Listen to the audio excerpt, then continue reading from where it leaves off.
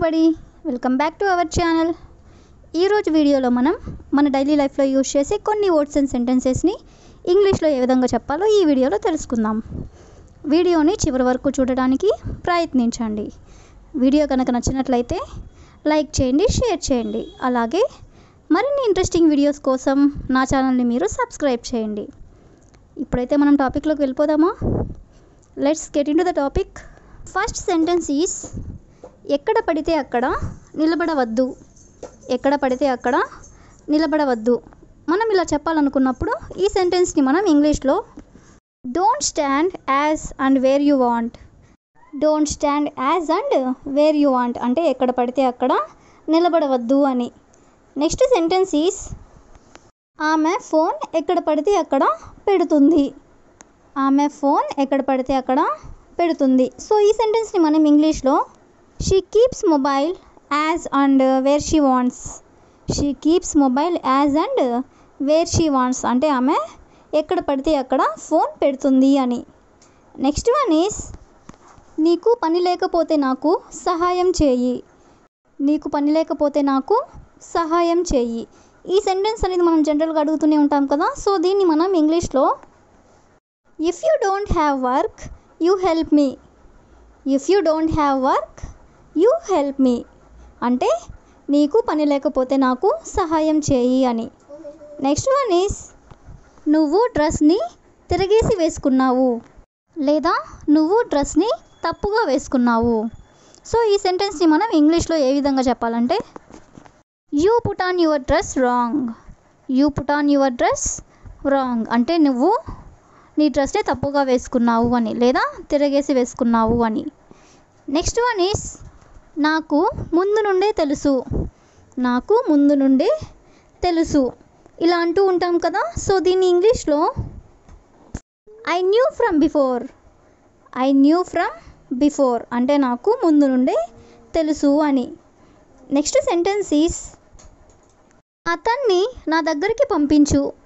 అతన్ని నా దగ్గరికి పంపించు ఇలా మనం చాలా తరచుగా అంటూనే ఉంటాం కదా. సో దీన్ని ఇంగ్లీష్లో send him to me. Send him to me అంటే అతన్ని నా దగ్గరికి పంపించు అని.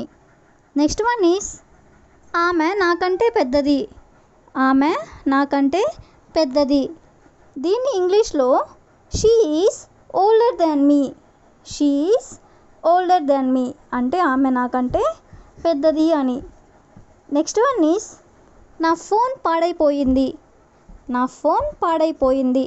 సో దీన్ని మనం ఇంగ్లీష్లో my phone is damaged. My phone is damaged అంటే నా ఫోన్ పాడైపోయింది అని. నెక్స్ట్ వన్ ఈజ్ ఎక్కువగా ఆలోచించకు. ఎక్కువగా ఆలోచించకు మనం ఇలా అంటూనే ఉంటాం కదా. సో దీన్ని మనం ఇంగ్లీష్లో don't think so much. Don't think so much అంటే ఎక్కువగా ఆలోచించకు. మాట్లాడే విధానం నేర్చుకో. మాట్లాడే విధానం నేర్చుకో.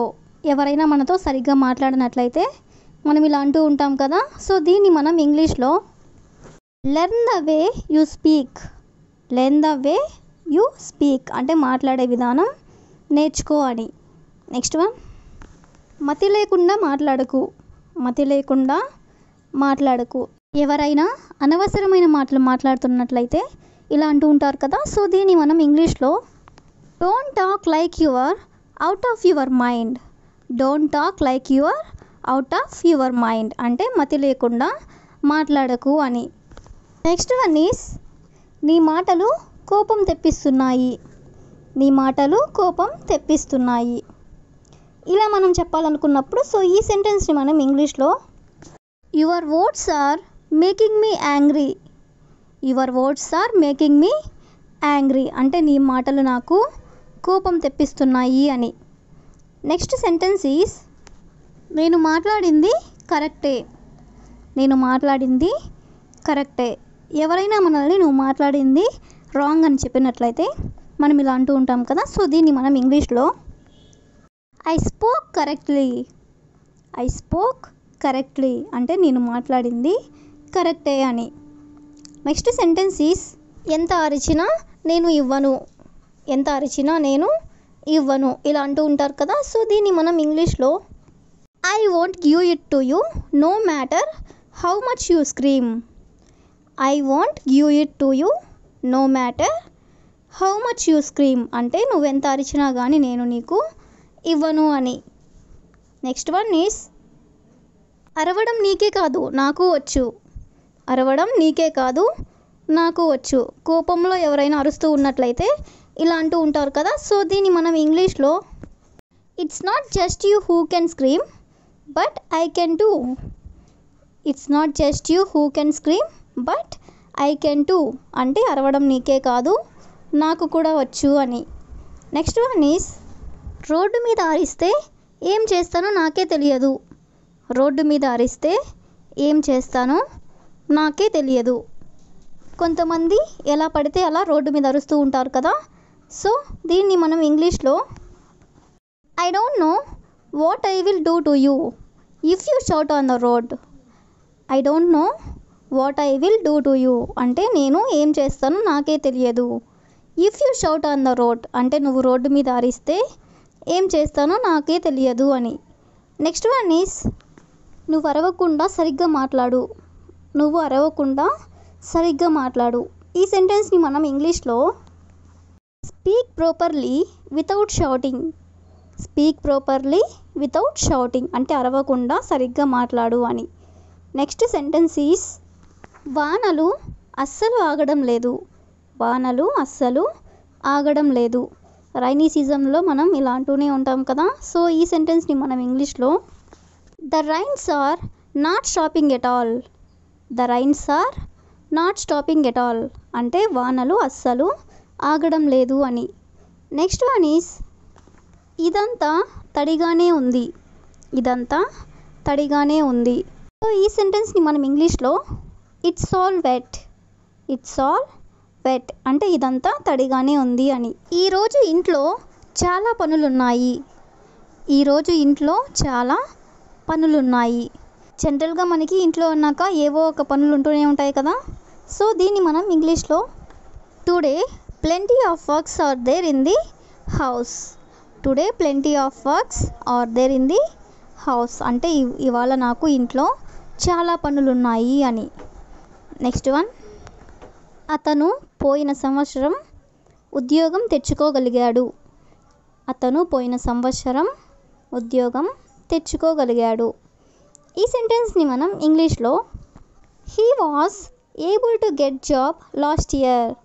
He was able to get job last year అంటే అతను పోయిన సంవత్సరం ఉద్యోగం తెచ్చుకోగలిగాడు అని. నెక్స్ట్ వన్ ఆమె ఇంకా వారితో మాట్లాడడం లేదా.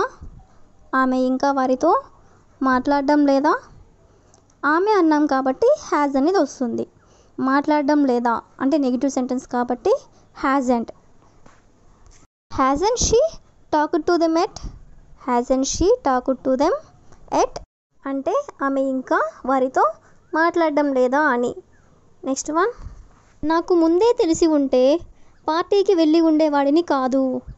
నాకు ముందే తెలిసి ఉంటే పార్టీకి వెళ్ళి ఉండేవాడిని కాదు.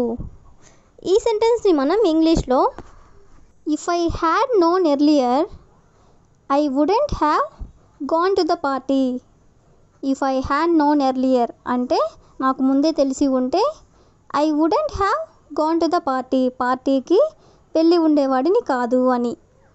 నెక్స్ట్ వన్ అతను తన సోదరుడి పక్కన నిలబడ్డాడు.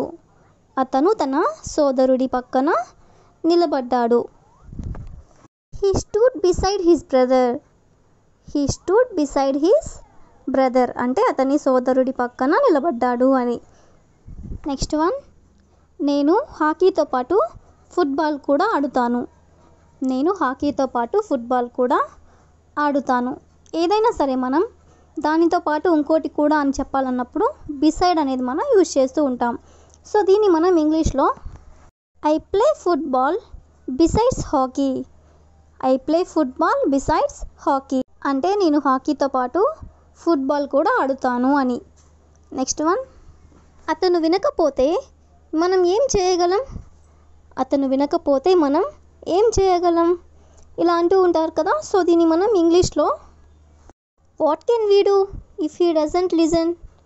What can we do if he doesn't listen, అంటే అతను వినకపోతే మనం ఏం చేయగలము అని. నెక్స్ట్ సెంటెన్స్ ఈజ్ అతను ఏమీ లేని దానికి ఎక్కువ చేస్తున్నాడు. అతను ఏమీ లేని దానికి ఎక్కువ చేస్తున్నాడు. సో ఈ సెంటెన్స్ని మనం ఇంగ్లీష్లో ఏ విధంగా చెప్పొచ్చు అంటే he is doing much out of nothing. He is doing much out of nothing అంటే ఏమీ లేని దానికి అతను ఎక్కువ చేస్తున్నాడు అని. నెక్స్ట్ సెంటెన్స్ ఈజ్ మీ చేతి మీద వాన చినుకులు పడినట్లు నాకు అనిపించింది. మీ చేతి మీద వాన చినుకులు పడినట్లు నాకు అనిపించింది. I felt A drop of rain on your hand. I felt A drop of rain on your hand అంటే మీ చేతి మీద నాకు వాన చినుకు పడినట్లు అనిపించింది అని. నెక్స్ట్ వన్ మేఘాలు ఉరుముతున్నాయి. మేఘాలు ఉరుముతున్నాయి. వర్షం వచ్చే సందర్భంలో ఇలా అనిపిస్తూ ఉంటుంది కదా. సో ఈ సెంటెన్స్ని మనం ఇంగ్లీష్లో the clouds are thundering. The clouds are thundering అంటే మేఘాలు ఉరుముతున్నాయి అని. నెక్స్ట్ వన్ కొంతమంది ప్రతిరోజు మార్కెట్కి వెళ్తారు. కొంతమంది ప్రతిరోజు మార్కెట్కి వెళ్తారు. కొంతమంది అంటున్నా కాబట్టి some people. Some people goes to the market every day అంటే కొంతమంది ప్రతిరోజు మార్కెట్కి వెళ్తారు అని. అదేవిధంగా కొంతమంది వారానికి ఒకసారి మార్కెట్కి వెళ్తారు. కొంతమంది వారానికి ఒకసారి మార్కెట్కి వెళ్తారు.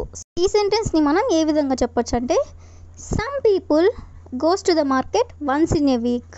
వన్స్ ఇన్ ఏ వీక్ అంటే వారానికి ఒకసారి మార్కెట్కి వెళ్తారు అని. నెక్స్ట్ వన్ మేము ఇక్కడికి ప్రతి వారం వస్తాము. మేము ఇక్కడికి ప్రతి వారం వస్తాము. సో దీన్ని మనం ఇంగ్లీష్లో we come here every week. We come here every week అంటే ప్రతి వారం మేము ఇక్కడికి వస్తాము అని. నెక్స్ట్ వన్ నేను సెలవు రోజుల్లో ఎప్పుడు పార్కుకి వెళ్తూ ఉంటాను. నేను సెలవు రోజుల్లో ఎప్పుడు పార్కుకి వెళ్తూ ఉంటాను. ఎవరైనా మనల్ని ఖాళీ సమయంలో మీరు ఎక్కడికి వెళ్తారు అని అడిగినట్లయితే మనం ఇలా అంటూ ఉంటాం కదా. సో దీన్ని మనం ఇంగ్లీష్లో I always go to park during the holidays. I always go to park during the holidays అంటే సెలవు రోజుల్లో నేను ప్రతిరోజు పార్కుకి వెళ్తాను అని. That's all for today. I will ask you a question for you. దయచేసి కోపంగా ఉండకు. దయచేసి కోపంగా ఉండకు. If you know this one in English, please comment in the comment section. Thank you for watching.